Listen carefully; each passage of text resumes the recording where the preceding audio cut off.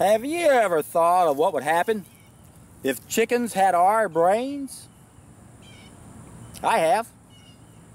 And in order to think what would happen, you have to realize that chickens have pecking orders. And I'm sure a lot of vegans out there know all about this. If you know anything about animal abuse in factory farming, you know that chickens are pretty smart animals. That they establish a pecking order, a hierarchy where the biggest and baddest chicken gets to pick all the rest. And their pecking orders are pretty good size, 80 to 90 pecking chickens in one pecking order, one little society. Of course, the littlest guy gets picked by everyone, so there's a pecking order. Again, the biggest picks on everyone, the little one gets picked by everyone. And again, if you're a vegan, you know that the way factory farming works, it's a very cruel system. They don't care anything about these animals' lives. And in order to make more money, they cram as many as they can inside cages, and it's sad to see pictures and films of this. And what they do to these poor little chickens, they can't establish a pecking order when these conditions are so unnatural. So they literally go insane. They want to go around and peck everybody. So they found a solution to that. They just burn the little beaks off these little guys as soon as they come about. So they don't want to go around pecking anybody. Solve that problem. It's frightening to think of what we do to other animals and even ourselves on this planet. But think what would happen if these chickens had our brains. Well, I thought about that for a reason. Because I realized at one time on this planet, we had a golden age. Every society talks about it. And then we did something. We opted out of nature somehow. And it changed us. I know what it was. I talk about it all the time. The cooking of our food destroys the biophotons that feeds our sixth sense. Now we're senseless. And in effect, we've kind of created our own little pecking order. That's what happens when you lose your sixth sense. You don't realize you're all one. And you start picking on the worst of us. And that's what's happened to us. The worst of us, the ones at the bottom of the pecking order, figured out how to not be pecked all the time. Only makes sense, right? Necessity is the mother of invention. Who else would want to make sure they didn't get pecked so much except for the ones at the very bottom? Well, they figured out how to do it. It's the MO of a psychopath. Divide and conquer. Get those guys to fight amongst themselves so they'll leave us alone.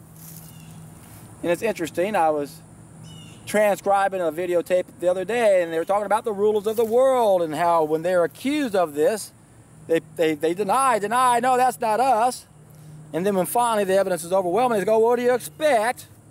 If you were picked on all the time, wouldn't you want to reverse that role and become in charge of everything? Well, that's what's happened. That's why we live in hell on this planet. Because we got the worst of us that figured out how to get on top of the pecking order. And remember, they just are a reflection of us. And there's only one way to defeat that aspect of us. We all have to change. We got to get to a point where we don't want to have a pecking order. It goes in with my video I did yesterday on Satan's secret weapon. Well, they know all they have to do to control us is to control what we know. So they control the educational systems, they control the media, they control every major sector of human endeavor so they can establish and usher in a one-world collectivist state. Because governments go through cycles, democracies go through cycles. We're at that end stage, as I mentioned in my video yesterday. We're at a point where the mob rules. And I don't know if we should describe ourselves as like chickens with our heads cut off. I don't know. But something's wrong with us, and I know what it is. We've lost one of our senses. We don't know how to act. Long ago, we established a pecking order. We picked on the worst of us, and they've gotten back at us, so I guess we sort of deserve it, don't we? But we know the solution here. There's only one solution. We've got to take responsibility. We've got to be the best that we can be. Simple thing to do. I provided a 3-step process to accomplish that. First step addresses the willingness issue so we can see what we're missing. And then we can correct 5 main mistakes on a permanent basis. And then do the only thing we have to do. Satisfy 2 groups of needs. And this is where it gets a little tricky.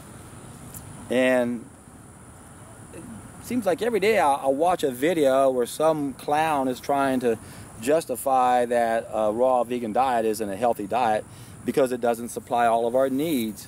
It's a lame argument, a lame excuse by someone who hasn't put much thought into this. There are a lot of people who don't put much thought into things, and they try to blame the conditions of the planet for why we shouldn't adopt a raw vegan diet. Remember, these 2 groups of needs are based on 2 anatomical limitations. At birth, we're limited to what we can do, how we can interact with our environment. We don't have lungs. We can't jump in the water and get our oxygen. We're limited with our digestive structure. We can't eat foods we're not biologically adapted to eat, and yet you're going to see people argue that vegan diet isn't healthy because it doesn't have these nutrients. Well, most of the nutrients these people talk about are what's known as level 2 nutrients. Are the result of the other damage that we have. Remember, we're born with anatomical limitations. There's about a dozen anatomical characteristics that clearly determine what kind of food we're supposed to eat. We're limited. We're not at the top of the food chain and we can eat everything. That's not how it works. But then we damage ourselves, and then the environment gets damaged. And as a result, our ideal diet of raw vegan foods might not work for everyone. For that simple reason, we've got another group of needs. So if you're not living where we're designed to live, and you're not getting any sunshine like I'm doing right now on this beautiful day, and getting my vitamin D, you're going to have to find an alternative source of vitamin D. Oh, you're not going to find animal D in a plant product. We're not designed to eat it. No, we're not designed to live where we're not supposed to be, where we aren't getting the foods that we need to eat, and the sunshine on top of that. You know, food's not a panacea. We're not supposed to get everything from our food. Oh, cholesterol. You're not getting any cholesterol. It's the most important nutrient. I know it's a precursor to all the other hormones. And it's not found in plants. It's only found in animals. And guess what? At this very moment, I am starting a process that will allow me to convert that vitamin D into cholesterol. It takes about 2 days to do that. So it's real important when I go home, I don't jump in the shower and get a bunch of soap and lather up and rinse all that off. Now, obviously, we might need to put soap in a couple areas, right? But not where you got your sunshine, or you're going to wash it off. People think, oh, I'm getting plenty of sunshine. I got my vitamin D level should be fine. Well, if they're not, it's because you're using soap and you're washing that off. So yes, we do have another group of needs. There are certain level 2 nutrients we might not get anymore because we're damaged, or because the environment's damaged, or we're not living where we're supposed to be. And we can't blame the conditions of the planet we have now as an excuse to say that's not what we're supposed to do, because we haven't been doing the right thing for a long time. Remember, it takes about 7 generations to get back to where we need to be, so that no one should have to think about what to eat. Because as you're walking along, everywhere you go, there's food everywhere. And that's how we spend our day, taking care of this planet. And if we don't take care of the planet, we can't take care of ourselves. There's a simple reason why we're not flourishing. Because the food we eat is not flourishing. And then you hear people use that as an excuse. Well, that can't be what we're supposed to eat because it's not flourishing. Well, neither one of us are flourishing. There's a symbiotic relationship between the food we're supposed to eat, and I've done videos on that. Pretty much everything I've said in this video, I've said before in other videos. Broken record, aren't I? Well, what can I say? I know how important it is to correct the fall of mankind. And I know how hard that is to do for the average person. And trust me, I want everyone to take whatever path feels comfortable to you. If you don't want to take a solid food vacation on water or juices, not going to upset me as long as you correct those 5 mistakes and be the best that you can be. Don't get sucked into all these people trying to come up with sophisticated arguments to defend their meat eating, as Buddha once said. Interesting how we rationalize, isn't it? We're always looking for a reason to go back to the way we lived, because when we change the way we live, in a way, we're kind of killing part of who we are, especially if we're talking about our food, because now we're going to be building a different body. But look at you, man. You like the way you look? You like the way you feel? Oh, I don't care how long I live. That doesn't matter. Really? We all got to die of something, right? Yes, I understand, my friends. Making changes can be difficult for some. But the key is the decision is the hardest part. So whenever the time strikes you and you say, I'm ready to do it, take advantage of that, and I guarantee you, when you do it, you're in for a treat.